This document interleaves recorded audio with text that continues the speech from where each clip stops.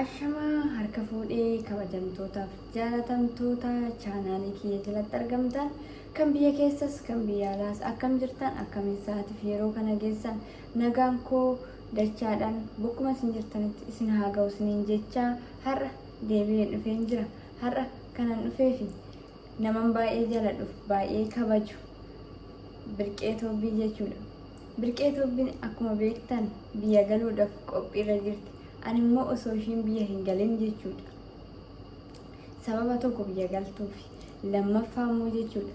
Birqeen nama kutannoof murannoo qabduudha jennee yaanne jechuudha. Yuutuuba kanarratti hin beektan hiriyoottan ishii jechuudha.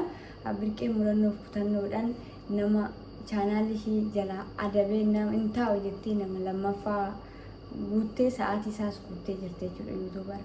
Kanuma kanarraa ka'ee jechuudha. Yaada ishiidhaaf ani dhiyeessee biraankii ishii gochuu barbaadu turtii keessan hanga dhumaatti na wajjin taasisaa isin jedha. Yaadni koos tokko maalidha isinitti fakkaata? Amma faanuu fa'aa hin beektanii faanuudha almaaziin chaanaala hin qabdu ani isaaniin walitti nan dhiyaadha jechuudha. Faanuudhaan illee ani birqeedhaan naannoo biyya tokko garuu naannoo tokko walitti dhiyaanna garuu safarri keenya garagara walitti hin dhiyaannu jechuudha. Waa'ee ishii hin beeku baay'ee garuu akka ishiirraa waa dhagee wayitti akka faanuu fa'aarraa waa dhagee wayitti akka ishiin maatii keessatti nama gaarii hin taane wayitittan itti haasa'a. Meeshiin maal jetti ofitti amanamummaa ishiin qabdu walumaan ilaalla. Inni akkasumas immoo jettee namootaa maal akka faayidaa qabu miidhaa qaba kan jedhudha. Biraankii kun yoo naa milkaa'e barumsa baay'ee guddaa of keessaa qaba jedhee kana yaadee qabadheen dhufe mi'a amma birqeedhaan nan bilbila. Birqee waan ishiin jettu walumaan ilaalla. Turtii keessan hanga dhumaatti ana faana taasisaa isiniin jedhu. Obboloota koo amma sagalee kollee xiqqootti jijjiiretan itti haasa'a. Mee maal jetti walumaan turtii anuma faana taasisaa.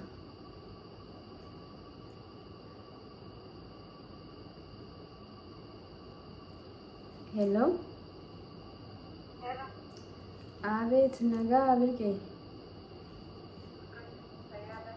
Jira nagaa koo galata Waaqayyoo akkamitti?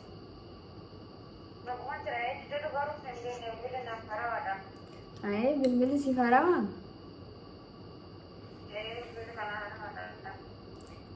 Bilbila kana waliin haasofnee hin beeknudha. Ani hiriyyuma ta'e baay'ee si jaaladhuuf baay'ee si kabajuudha Birqee.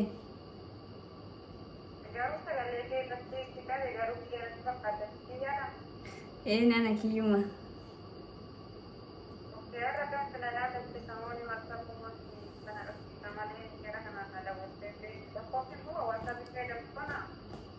Lakin WhatsApp Telegram lakkoofsa kanaan fayyadamuun bootomii immoo akkuma tasaa lakkoofsa biyya biraatiin hin banadhe. Sanumaaf har'a gara bootomiitti si yaadadha. Yeroo baay'ee WhatsApp Telegram kanaan bilbilaan baay'ee nagaamu. Sanumaaf kana si yaadadha asiin.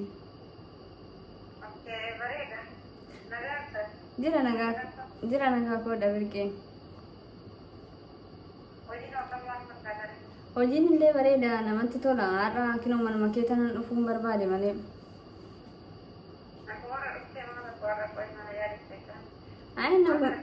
Nagumarraan dhufe Birqee. Atis qilleensi gara biyyaa qalbii si jetti. Ani immoo Birqee akkam baay'ee si jaaladhuuf baay'ee si kabajuusi akkasumas immoo Birqeen amanamtuudha jedhee tanan si beeka jechuudha.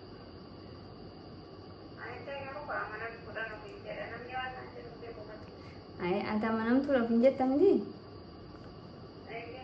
Ani immoo akka gooddanyaa takkaatti anis akkasumattan si yaadan ture.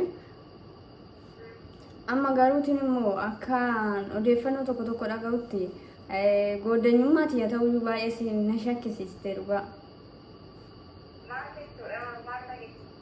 Maal dhageesse?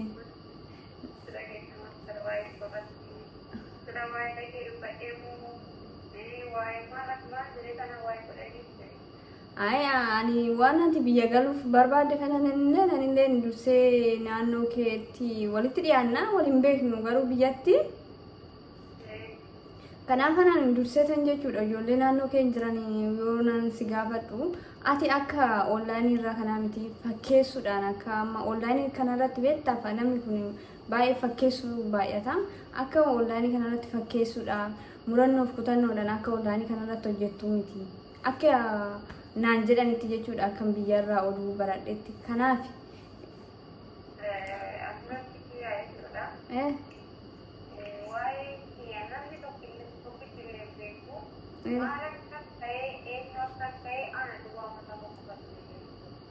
sirrii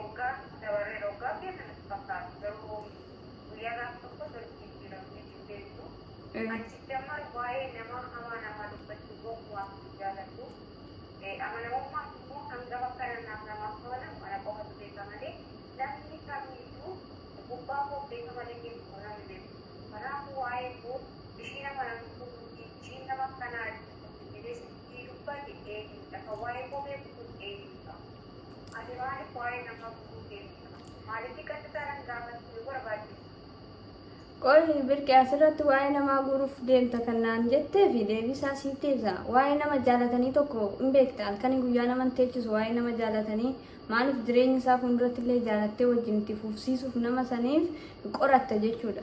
Nan ammaatiif ani ollaanuma rakkuma wal barra akkumatu jette oggaadhaaf daa'imaa jirra. Ogaa kana wajjin turtii kana wajjin taasisnee anis amala badaa sirratti nagarre atis amala badaa narratti nagarre garuuti immoo birqeen yoo biyya galte hoo maatii ishii keessatti hoo maalidha birqeen kan jedhuuf baqa ani immoo kaka'umsa natti horii sanan ijoollee naannoo keetii kan sitti dhiyaatan gaafadha jechuudha. Ammaa fi eenyutu akkana siin jedhe kannaan jetteef ani abalu siin hin jedhu maaliif abalu siin jechuu hin barbaadus jechuudha. Ani amma qabatamumaan ijeen sirriidhas yoo jettee atis kan ofitti fudhattus ta'e ofitti fudhatte kan ofitti fudhannillee ta'e akka barumsa wayiitti qabadhee akka seenaa wayiitti qabadhee bira darba malee ani immoo wareellee funaan abaluu san akkana naan jedhe jedhee deebisee walitti si naquun barbaadu jechuudha. Keessa darbaniitu maal naan jedha sitti fakkaata.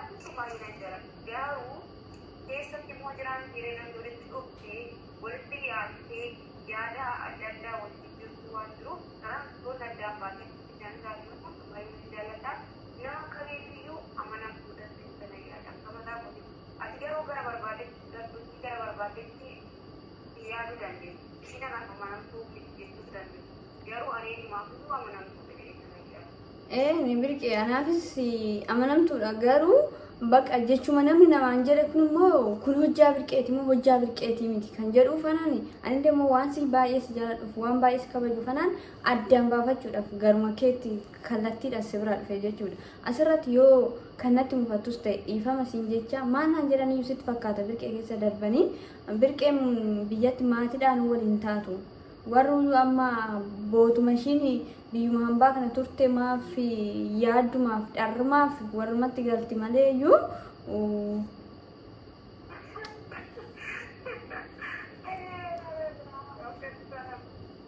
akkas naan jedhan dhugaa bakka akka ati beekta maatii kee keessatti bakka akka maatiidhaan walitti bakka dhufeenya hin qabne wayitti.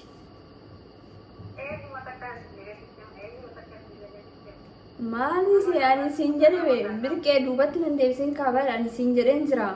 Ani nama siin jedhe san sitti himuu hin barbaadu. Maaliif jireenya koo keessatti illee naafis mishaamsiifis mishaamti. Garuu ani kan sirraa barbaadu akka barumsatti qabadhee si bira darbuun barbaada. Bakka atis na amantu na amanuus baan ati yoomiyyuu hiriyyumatiyya.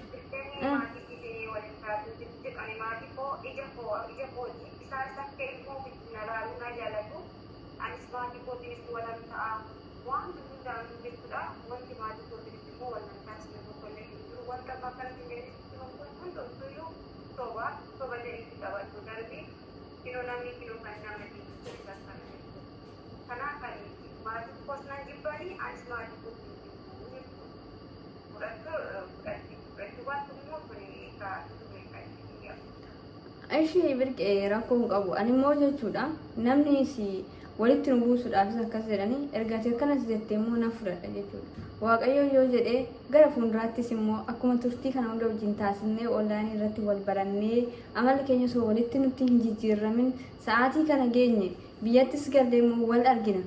Birqeen dhugaadha moo soba kan naan jedhan kun jedhee kana biyyatti gallee wal mirkaneeffannu ta'uu danda'a. Amma kanaafuu anis akka ati natti hin qabamnes nan beeka. Yoo natti qabamtes immoo dhiifama siin jedha.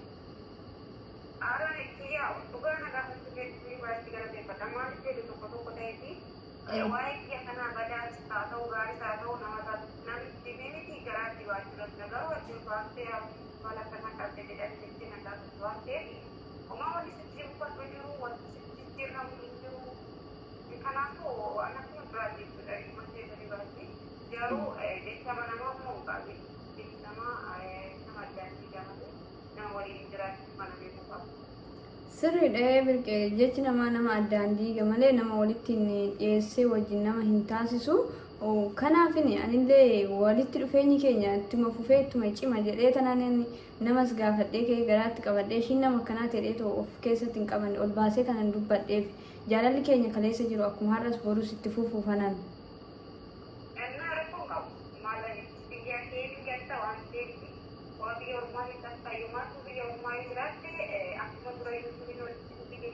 Walu bakti riyan taate waan hundaa itti taate akkasuma wal bira jirra waan ta'eef waaqayyo jedhee biyyatti immoo gaafa dhuftee wal argina waliin hojjennaa jedha isuma takkaatu biyya ta'e jettanii deemtu.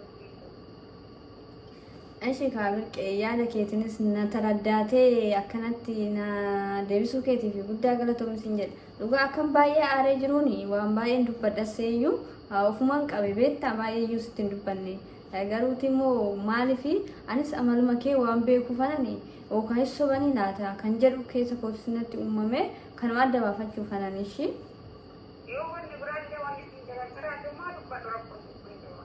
Ayi wanti kanarra baay'ee naan jedhan jiru bakka anis wal qabsiisee ati nama kutannoof murannoo qabu jedheen bakka ani beektaa akka ati nama kutannoof murannoo illee qabdu kanani sirriitti keessa gad bu'eessuu madde fi akkasumas YouTuber kanarratti namni sin beeknes hin jiru ati nama kutannoof murannoo qabdu taate yeroo duraatiif chaanaalii kee yeroo si'alaa qabame ati hin taa'u jettee too kutannoo keetiin kaatee nama hojjete jechuudha.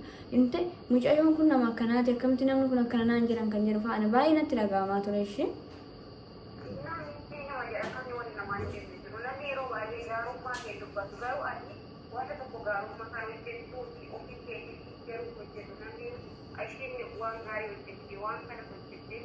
Maaliif gaarummaa ta'e hojjechuun sabbadaatti jijjiiranii badaa godhanii dubbatu waan ta'eef inni jecha namaan qabiin kaayyoo ta'e qofaaf jiraatu namni yoo wanta tokko keessatti isa dhugaa baay'ee soba takka argee isa dhugaa san dhiyeessee soba sababa dhufee dubbataa kanaafu wanta namaa qabu seerraa baay'ee fagaatu jecha namaan qabiin ani birqee akkuma dura amantitti har'as boruuf taasifamu. Ishii rijaatoo birqee baay'ee si jaaladha baay'ee si kabajaa guddaanaaf galatoomi jedheetuma adda galluudha yooma wanti natti qayyamtu hin jirtu.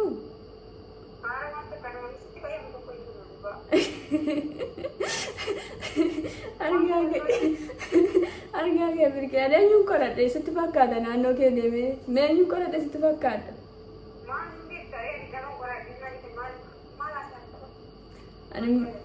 Ani akkanuma yaaduma korraa keetu mana si qoruma afanan biraankii taatee jirta amani nama kamuyyuu hin qoranne ishee nan beeka garuu akka maa biraankii ta'uu didamaa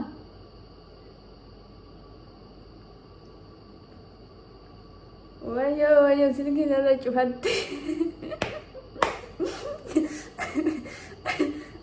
deebiseetiin bilbilaaf yoo natti mufattellee ifama naaf haa gootu turtii keessan mee anuma faana taasisa. Mee aartee cuftee jirti hin kaastedheeta yaadaa waama jira.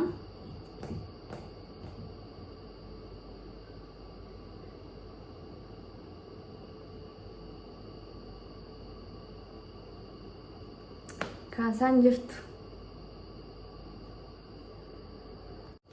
Deebiseetuma fiin bilbilaa fi jira hin kaastedheetu mana yaada jechuudha.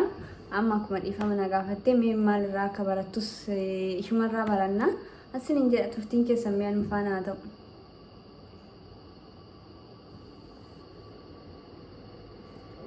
Hello.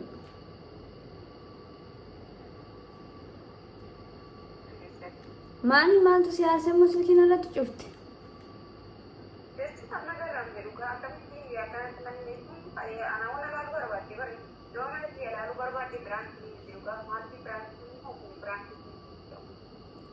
Inde biraankiillee ta'uu baatu birqee garuuti jechuudha. Ani immoo biraankiidha si godhadheeto akka seenatti si qabadhee immoo dhuguma dubbiin kunillee yookiin fuulduratti illee ta'uu qaba. Si qorachuun kiyyan oolu waan ta'eef anaan si qoradhe har'ummaa siin jedha.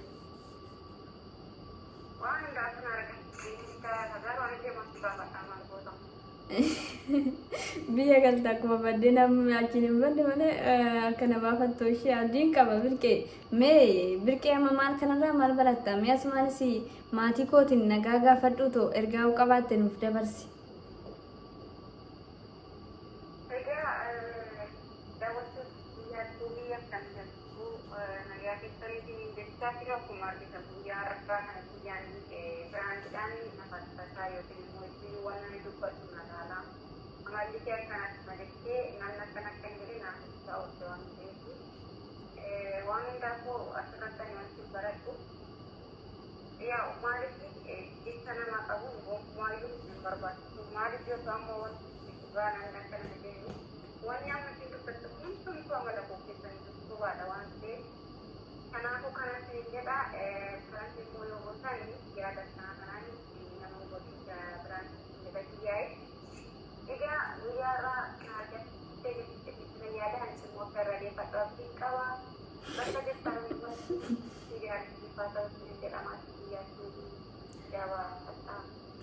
Eshi birqee dhiifama naa godhuu keetiifis guddaan naaf galatoome. Eshi ka arga jettees immoo barumsa kee yookaan immoo anis yaada kee na fudhadha. Deebistee biraankii akkanaa namalatti hin hojjetin biraankiin kun gaarii miti naan jette.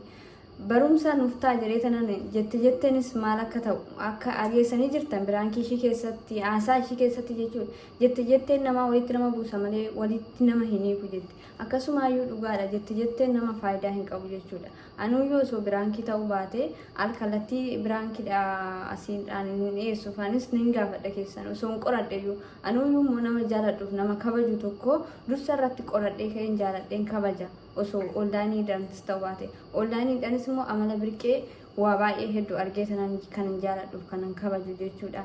Kana fakkaata obbolootan koo isiniin jedha akkasumas birqeenis asumaan gara biyya ishiitti galuuf qophiirratu jirti. Anis yaadin qabuu fi waaqayyo nagaan si haa galchuu biyya kee biyya nagaa maatii nagaatti akka nuuf galtu abdiin qaba. Birqee galtee nu jalaa hin badini jechuun hin barbaada. Hanga kana hundaa turtii na wajjin taasistanii fi hedduu guddaa tokko naaf galatoomaa isiniin jedha maatii koo baay baay.